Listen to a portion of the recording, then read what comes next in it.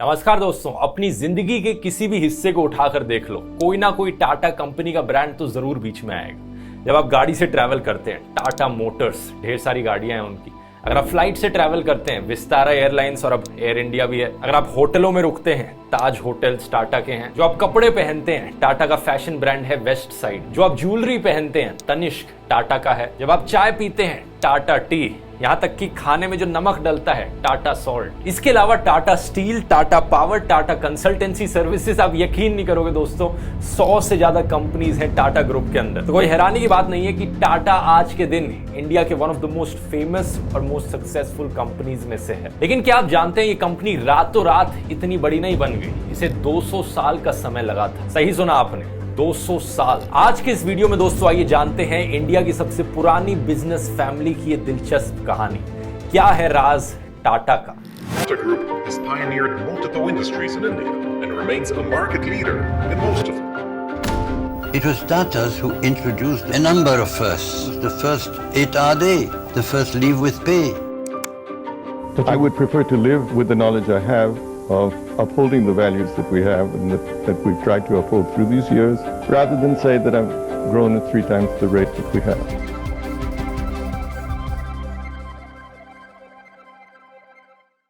हमारी कहानी शुरू होती है दोस्तों साल 1822 में। आज से एग्जैक्टली 200 साल पहले गुजरात में एक गांव में एक पारसी प्रीस्ट के घर में एक लड़के का जन्म होता है, नसरवानजी टाटा। बचपन से ही ये बड़े रेस्टलेस रहे थे, बेचैनी थी इन्हें कुछ बड़ा करने की। कहा जाता है कि अपने गांव में इकलौते ऐसे आदमी थे जो बड़ा स्ट्रांगली फील करते थे कि मुझे अपने गांव से बाहर जाकर कुछ करना है। इनका मानना था कि इनकी डेस्टिनी है। इसी रीजन से सिर्फ 20 साल की उम्र पर ये अपना गांव छोड़कर मुंबई शिफ्ट हो जाते हैं, कोई नया बिजनेस शुरू करने की कोशिश करते हैं। आज के दिन भी बहुत से लड़के ऐसा करते हैं, गांव से शहर शिफ्ट हो जाते हैं नए फ्यूचर की तलाश में। लेकिन फर्क ये था कि इनकी ऑलरेडी एक बीवी थी और बच्चा था। उन जमानों में चाइल्ड मैरिज बड़ी आम बात हुआ करती थी, तो सिर्फ 17-18 साल की उम्र पर इनका बच्चा हो गया था। तो ये पूरी फैमिली को लेकर मुंबई शिफ्ट हुए थे और कॉटन ट्रेड से काफी आकर्षित हुए। देखते ही देखते जल्द ही ये अपना खुद का कॉटन एक्सपोर्ट का बिजनेस चला रहे थे। बिजनेस से जितना भी पैसा आता, इन्होंने इंश्योर किया कि अपने बेटे की एजुकेशन पर खर्च करेंगे। ये कोई कॉम्प्रोमाइज नहीं करना चाहते थे इस चीज पर। इसीलिए इन्होंने अपने बेटे जमशेद जी को बेस्ट एजुकेशन दी। उस वक्त इसका मतलब था इंग्लिश में एजुकेशन दे। तो अब नसरवानजी का जो कॉटन बिजनेस था वो अच्छा चलने लग रहा था। और कुछ साल बाद जब जमशेद जी 18-19 साल के हुए, उनकी एजुकेशन खत्म हुई, तो उनके पिता ने डिसाइड किया कि अब इन्हें बिजनेस एक्सपेंशन के लिए हांगकांग भेज देते हैं। आज के जमाने में ये चीज बड़ी आम बात लगेगी कि कोई बिजनेसमैन अपने बेटे को दूसरे देश में भेज रहा है बिजनेस एक्सपेंशन के लिए। लेकिन दोस्तों याद रखिए, ये साल 1859 था। एयर ट्रैवल इन्वेंट होने में अभी भी 55 साल बाकी थे। उन दिनों में बड़ा ही लंबा जहाज से सफर तय करना पड़ता था। तो 1859 में जमशेद जी जब सिर्फ 20 साल के थे खुद, उनके पिता ने उन्हें इस मिशन पर भेजा कि हांगकांग में जाकर एक ऑफिस सेटअप किया। इंटरेस्टिंगली जमशेद जी भी अकेले नहीं थे, इनकी ऑलरेडी शादी हो चुकी थी, इनकी एक बीवी थी और एक बच्चा था। तो बिल्कुल भी आसान डिसीजन नहीं था ये, अपने पूरे परिवार को लेकर किसी दूसरी कंट्री शिफ्ट हो जाना, वहां पर बिजनेस करने की कोशिश करना। लेकिन जमशेद जी में भी बहुत उत्साह था और ये भरपूर तरीके से सक्सेसफुल हुए। 65 साल की अपनी जिंदगी में जमशेद जी ने 3 अलग अलग कॉन्टिनेंट्स पर काम किया। इंडिया में ढेर सारी नई कॉटन मिल्स खोली, उनके मालिक बने। इसके साथ ही साथ इंडिया की पहली स्टील फैक्ट्री की कंस्ट्रक्शन शुरू करी और इंडिया का पहला 5 स्टार होटल खोला। ये होटल एक्चुअली में इंडिया का पहला होटल था जिसमें इलेक्ट्रिसिटी थी, जिसमें बिजली आती थी। क्या आप गेस कर सकते हो कौन सा है ये होटल? वीडियो पॉज करके 2 सेकंड सोचो। सही जवाब है मुंबई में द ताजमहल होटल। आज के दिन तक ये इंडिया के one of the most prestigious hotels में से आता है। साल 1904 में जब जमशेद जी टाटा का देहांत हुआ, अपने पीछे वो एक ऐसी लेगेसी छोड़कर गए जिसे आज तक मैच करना बहुत मुश्किल है। और मैं ये सिर्फ बिजनेस के सेंस में नहीं कह रहा हूं। आज के जमाने में एक प्रॉफिटेबल बिजनेस बनाना तो बड़ी आम बात बन चुकी है। ढेरों आपको बिजनेसेस ऐसे मिलेंगे जो पैसे के लिए काम करते हैं। लेकिन जमशेद जी ने एक शानदार लेगेसी बनाई, प्रिंसिपल्स और एथिक्स की भी। कुछ एग्जांपल से समझाता हूं। साल 1874 में जमशेद जी ने अपनी पहली कॉटन मिल की फैक्ट्री खोली नागपुर में। ये इनका पहला एक्सपीरियंस था कॉटन ट्रेड के बिजनेस से हटकर कॉटन प्रोडक्शन के बिजनेस में आने का। तो जब भी आप कोई नया बिजनेस करते हो, नई प्रॉब्लम्स इनकाउंटर करते हो, इन्होंने देखा कि इनकी इस नागपुर की कॉटन मिल में जो मजदूर काम करने लग रहे हैं वो बड़े ही आलसी हैं। छोटे छोटे बहाने देकर वो एब्सेंट हो जाते हैं, दिन में काम करने ही नहीं आएंगे। और कोई भी एक ऐसा दिन नहीं हुआ जहां पर 100% अटेंडेंस देखने को मिली हो सारे मजदूरों की, सारे वर्कर्स की जो इस मिल में काम कर रहे थे। अब आमतौर पर कोई बॉस क्या करता है ऐसी सिचुएशन में? अपने वर्कर्स को धमकाता, कहता कि टाइम पर आ जाओ नहीं तो फायर कर दूंगा तुम्हें, डराता, डांटने का काम करता। लेकिन इन्होंने इसका बिल्कुल उल्टा ही किया। इन्होंने देखा कि कोई तो रीजन होगा कि ये मजदूर इतने आलसी हो रखे हैं, अगर मुझे इन्हें और मोटिवेटेड बनाना है तो कोई लॉन्ग टर्म ह्यूमेन सोल्यूशन सोचना पड़ेगा। इन्होंने उनके लिए एक जनरल प्रोविडेंट फंड बनाया, ये इंश्योर करने के लिए कि रिटायरमेंट के बाद भी इन मजदूरों को पेंशन मिलती रहे। इसके अलावा इन्होंने एक इंश्योरेंस स्कीम स्टार्ट करी। अगर कोई भी एक्सीडेंट होता है किसी मजदूर के साथ तो उसकी मेडिकल कॉस्ट इस एक्सीडेंट की वजह से कवर करी जाएगी कंपनी के द्वारा। इतना ही नहीं, इसके अलावा इन्होंने फैमिली डेज रखे, स्पोर्ट्स डेज रखे, जिससे कि सारे मजदूर अपनी फैमिलीज को लेकर आए, एक दूसरे के साथ करीब हुए और उनमें एक कम्युनिटी की फीलिंग बने। ये सारी चीजें आपको सुनकर लगेगा कि आज तो बड़ी आम बात है ये, लेकिन याद रखिए कि किस जमाने में हो रही थी। बाकी दुनिया में 1800s के टाइम में वर्किंग कंडीशंस बहुत बुरी हुआ करती थी। इसकी बात मैंने डिटेल में करी थी कम्युनिज्म और कैपिटलिज्म वाले वीडियोस में, लिंक डिस्क्रिप्शन में डाल दूंगा ताकि आप बाद में जाकर देख सको। और कमाल की बात यहां पर यह थी कि ये खुद से खर्चा कर रहे थे इन सब चीजों का। अच्छा, फिर साल 1861 में क्या हुआ? अमेरिकन सिविल वॉर की शुरुआत हो गई। इनडायरेक्टली ये जमशेद जी के बिजनेस के लिए एक अच्छी खबर थी। होता क्या था, इंग्लैंड ज्यादातर अपने कॉटन रॉ मटेरियल्स को अमेरिका से इंपोर्ट किया करता था, लेकिन क्योंकि सिविल वॉर चलने लग रही थी, सप्लाई बंद हो चुकी थी। तो जमशेद जी ने इस मौके का पूरा फायदा उठाया और अपनी तरफ से कॉटन के रेट्स को डबल कर दिया, क्योंकि इंग्लैंड को इंडिया से ही कॉटन इंपोर्ट करना पड़ रहा था। इसी दौरान इन्होंने लंदन में जाकर अपना एक ऑफिस भी सेटअप किया और काम करने लग गए। 4 सालों तक इन्होंने भरपूर प्रॉफिट कमाया, लेकिन 4 सालों बाद अमेरिकन सिविल वॉर खत्म हो गई और अमेरिका से आने वाली सप्लाई वापस चालू हो गई। इसकी वजह से टाटा के बिजनेस पर बहुत असर पड़ा और वो लॉसेज में जाने लगे। इन्वेस्टर्स उनके पीछे भागने लगे कि हमें अपना रिटर्न दो, हमने जो पैसे इन्वेस्ट किए। जमशेद जी यहाँ पर डटे रहे। उन्होंने कहा वो मेक श्योर करेंगे कि सारे इन्वेस्टर्स को अपना रिटर्न मिले, बस थोड़ा टाइम मांगा उनसे। इन्वेस्टर्स ने उनकी ऑनेस्टी को देखा और उन्हें काम करते रहने दिया। लेकिन इन्वेस्टर्स ने कहा कि जमशेद जी को 20 पाउंड की मंथली सैलरी पर काम करना पड़ेगा, इवन दो वो कंपनी के मालिक है। बड़ी ही बेइज्जती वाली बात थी उनके लिए कि वो कंपनी के मालिक होते होते भी अपनी कंपनी में ही as a fix salary employ काम करने लग रहे, लेकिन फिर भी वो डटे रहे। ये दिखाता है कि जमशेद जी कितने डेडिकेटेड थे अपने बिजनेस को लेकर। और पता है क्या दोस्तों, उनके पिता भी ऐसे ही थे। नसरवान जी का कॉटन वाला बिजनेस जब अच्छा नहीं चल रहा था, इन्वेस्टर्स अपने पैसे वापस मांग रहे थे, तो उन्होंने अपना घर बेच दिया था इन्वेस्टर्स के पैसे वापस करने के लिए। और दोनों केसेस में ये डिसीजन सक्सेसफुल निकला। नसरवान जी और जमशेद जी दोनों ने अपने बिजनेस को बचा लिया और साथ में अपनी रेपुटेशन को भी। इससे हमें सीख मिलती है कि अगर आपके अंदर पैशन, डेडिकेशन और स्किल्स है तो आपके सक्सेसफुल होने के चांसेस कहीं ज्यादा बढ़ जाते हैं। दोस्तों, जमशेद जी के कई सपने थे जो अपने जमाने के लिए रेवोल्यूशनरी थे। एक हाइड्रो इलेक्ट्रिक पावर प्लांट खोलना, इंडिया में एक world class education institution establish करना, एक स्टील प्लांट खोलना, एक ऐसा 5 स्टार होटल बनाना जहां पर किसी भी रंग के लोग जा सके। उन जमानों में रेसिज्म बहुत होता था। उनकी लाइफ टाइम में वो सिर्फ एक होटल खोल पाए, लेकिन उनके जो बाकी 3 ड्रीम प्रोजेक्ट्स थे, इन पर काम शुरू हो चुका था उनके देहांत से पहले। बाद में ये उनके बेटे थे दोराबजी टाटा, जिन्होंने इंश्योर किया कि उनके बाकी 3 सपने भी हकीकत बनेंगे। साल 1910 तक टाटा का स्टील प्लांट तैयार हो चुका था और स्टील प्रोडक्शन शुरू हो चुकी थी। इसी टाइम के अराउंड फर्स्ट वर्ल्ड वॉर की शुरुआत होती है और ब्रिटिश एम्पायर को सख्त जरूरत पड़ती है स्टील की। ऐसे में टाटा स्टील देश का सबसे बड़ा स्टील सप्लायर बन जाता है। टाटा स्टील का इस्तेमाल किया जाता है ब्रिटिश टैंक्स को बनाने के लिए, हथियार बनाने के लिए, रेलवे ट्रैक्स को बिछाने के लिए। इनफैक्ट एक बड़ी फेमस स्टेटमेंट है यहाँ पर जो एक ब्रिटिश पॉलिटिशियन के द्वारा कही गई थी फर्स्ट वर्ल्ड वॉर में। उन्होंने कहा था, Tata steel saved us.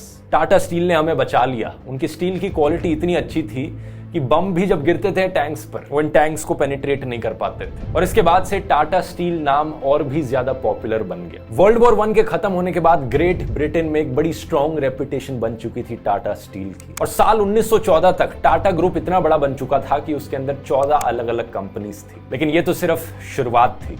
Dorabji Tata ने कंपनी की एक्टिविटीज को संभाला साल 1938 तक, जिसके बाद उनके एक दूर के कजन जहांगीर रतन टाटा ने कंपनी को टेक ओवर कर ली। शॉर्ट में हम इन्हें JRD टाटा नाम से भी जानते हैं। एक और उत्साह से भरे नौजवान जिनके बहुत बड़े बड़े सपने थे। JRD टाटा एक्चुअली में ग्रो अप किए थे फ्रांस में और वहां पर ये एक पायलट भी थे। इनको बहुत पैशन था फ्लाइंग का। इसी रीजन से इन्होंने इंडिया की पहली एयरलाइन टाटा एयरलाइंस की स्थापना करी, जिसे बाद में जाकर रीनेम कर दिया गया as Air India. Air India की कहानी अपने आप में बहुत लंबी है और दिलचस्प है। इसे मैंने डिटेल में समझाया है एयर इंडिया वाले वीडियो में, इसका भी लिंक नीचे डिस्क्रिप्शन में डाल दूंगा। अभी तक जो भी कहानी मैंने आपको बताई दोस्तों, ये इंडिपेंडेंस से पहले की है। साल 1947 में इंडिया को आजादी मिलती है। उन दिनों सोशलिज्म का जमाना था। हमारे फ्रीडम फाइटर्स जैसे कि गांधी जी, भगत सिंह, स्वामी विवेकानंद सब सोशलिस्ट प्रिंसिपल्स में विश्वास रखते थे। तो जाहिर सी बात थी, जब देश को आजादी मिली, जवाहरलाल नेहरू की इकोनॉमिक पॉलिसीज भी काफी सोशलिस्ट थी। उन्होंने फैसला लिया कि देश में जितने भी बड़े बड़े बिजनेसेस और इंस्टीट्यूशंस हैं उन्हें नेशनलाइज किया जाएगा, सरकार उन्हें हैंडल करेगी। ये एक ऐसा डिसीजन था जो उस जमाने के लिए पॉजिटिव सेंस में ही देखा जाता है। इसकी सोशलिज्म वाले वीडियो में मैंने बात करी थी, लेकिन टाटास के लिए ये एक बुरी खबर थी। सरकार ने टाटा एयरलाइंस को भी नेशनलाइज कर लिया। JRD टाटा का दिल टूट गया इस फैसले से, लेकिन शुरुआत से ही टाटास का मानना था कि बिजनेस सिर्फ प्रॉफिट के लिए नहीं होता, बल्कि नेशन बिल्डिंग के लिए भी होता है। नेहरू सरकार ने नेशनलाइजेशन के बाद JRD टाटा को ऑफर भी किया कि वो आकर एयर इंडिया को लीड कर ले, और JRD टाटा ने खुशी खुशी इस ऑफर को एक्सेप्ट कर ली। यही रीजन है कि 1970-80s में एयर इंडिया को दुनिया की one of the most prestigious airlines माना जाता था। इसके अलावा JRD ने और सेक्टर्स में बिजनेस को एक्सपैंड करना शुरू किया। 1945 में टाटा मोटर्स का सबसे पहला प्रोडक्ट बनाया गया, पटरियों पर चलने वाले लोकोमोटिव इंजन्स। 1968 में इन्होंने टाटा कंसल्टेंसी सर्विसेज यानी TCS की स्थापना करी, जो electronic data processing services provide करती है। आज के दिन TCS देश का सेकंड लार्जेस्ट एम्प्लॉयर है इंडियन रेलवेज के बाद। इसके अलावा cancer research and treatment centre, salt का business, electronics manufacturing. JRD Tata 52 years के लिए चेयरमैन रहे थे टाटा के, और इस टाइम के बीच टाटा ग्रुप के अंडर अब 95 कंपनीज हो चुकी थी। साल 1969 में सरकार ने monopolies and restrictive trade practices act पास किया, और इसका सबसे ज्यादा असर टाटा ग्रुप पर ही पड़ा। सरकार का बेसिकली पर्पस था कि कोई भी कंपनी इतनी बड़ी ना बने कि हर चीज में उसकी मोनोपोली हो जाए। ऐसे रूल्स पास होने के बावजूद भी JRD टाटा के अंदर टाटा ग्रुप और बड़ा बनता गया। कैसे? इन्होंने क्या किया कि जैसे जैसे नंबर ऑफ सब्सिडरीज बढ़ती जा रही थी टाटा ग्रुप के अंदर, ये टाटा सन्स की ओनरशिप कम करते जा रहे थे उनसे। ऐसा करने से ये नई कंपनीज मोनोपोलीज नहीं बन रही थी। लेकिन over the course of many years ये अप्रोच एक्चुअली में बुरा साबित हुआ बिजनेस के लिए। जब और लोगों ने बिजनेसेस को हैंडल करना शुरू किया टाटा के, तो हमेशा वो सक्सेसफुल नहीं हो पाए। फॉर एग्जाम्पल, इनका electronics business Nelco radios manufacture करता था। 1971 में नेल्को का जो मार्केट शेयर था वो सिर्फ 2% पर आके गिर चुका था, जबकि एक समय 20% हुआ करता था। अब अगर स्पेसिफिकली नेल्को की ही बात करें तो जमशेदजी टाटा के एक ग्रैंड सन थे, पोते थे, जिन्हें बुलाया गया नेल्को को वापस ट्रैक पर लाने के लिए, और ये इंसान और कोई नहीं बल्कि रतन टाटा थे। वैसे तो ये साल 1962 से ही फैमिली बिजनेस पर काम करने लग रहे थे, लेकिन साल 1971 में इन्हें नेल्को की असाइनमेंट दी गई। रतन टाटा ने कहा, रेडियो की मैन्युफैक्चरिंग करना बंद करते हैं, अगर हमें नेल्को को रिवाइव करना है तो नई टेक्नोलॉजीज में इन्वेस्ट करते हैं, जैसे कि सैटेलाइट कम्युनिकेशंस। और 3 साल के अंदर अंदर बिजनेस टर्न अराउंड हो गया और 1975 तक नेल्को का मार्केट शेयर वापस 20% पर आ गया था। अनफॉर्चुनेटली इस टाइम के दौरान इमरजेंसी घोषित करी गई और इससे नेल्को के बिजनेस पर वापस एक बुरा असर पड़ा। इवेंचुअली उसकी वजह से इसे शट डाउन होना पड़ा। लेकिन पता है क्या दोस्तों, कुछ ऐसी ही कहानी है नागपुर की उस कॉटन मिल की, जिसे जमशेद जी के द्वारा सेटअप किया गया था। रतन टाटा को रिस्पॉन्सिबिलिटी दी गई कि उसे रिवाइव करें वो, और ये मिशन भी सक्सेसफुल होते होते रह गए। लेकिन इस पॉइंट तक आते आते सीनियर मैनेजमेंट ने देख लिया था कि रतन टाटा कितने केपेबल हैं। इसी रीजन से साल 1991 में उन्हें अनाउंस किया गया as the successor of JRD Tata, और उन्हें बना दिया गया the chairman of Tata group. 1991 दोस्तों वही साल था जब इंडिया के फाइनेंस मिनिस्टर मनमोहन सिंह जी ने अनाउंस किया था कि इंडिया लिबरलाइज हो रहा है, अपने मार्केट को बाकी दुनिया के लिए खोल रहा है। सडनली इंडिया ने सोशलिस्ट मॉडल को छोड़ा और कैपिटलिस्ट मॉडल की तरफ मुड़ने लगा। कहा जाता है कि उस वक्त इंडिया की इकोनॉमी को बचाने का ये इकलौता तरीका था। टाटा ग्रुप के पर्सपेक्टिव से देखा जाए तो ऐसा होता देखकर रतन टाटा ने बिल्कुल उल्टा किया उसका जो जेआरडी टाटा ने किया था। इन्होंने टाटा सन्स की ओनरशिप को बढ़ाना शुरू कर दिया सारी टाटा ग्रुप की सब्सिडरीज में। ऐसा इसलिए किया गया ताकि कोई भी इंटरनेशनल कंपनी अब आकर टाटा ग्रुप की कंपनीज को ना खरीद पाए। और ये डिसीजन भी इतना सक्सेसफुल निकला कि ना सिर्फ टाटा ग्रुप बचा रहा इस पीरियड में, बल्कि टाटा ग्रुप ने फॉरेन कंपनीज को एक्वायर करना शुरू कर दिया। इंग्लैंड में एक टेटली टी कंपनी होती थी, $12 बिलियन में टाटा ग्रुप ने उसे खरीदा।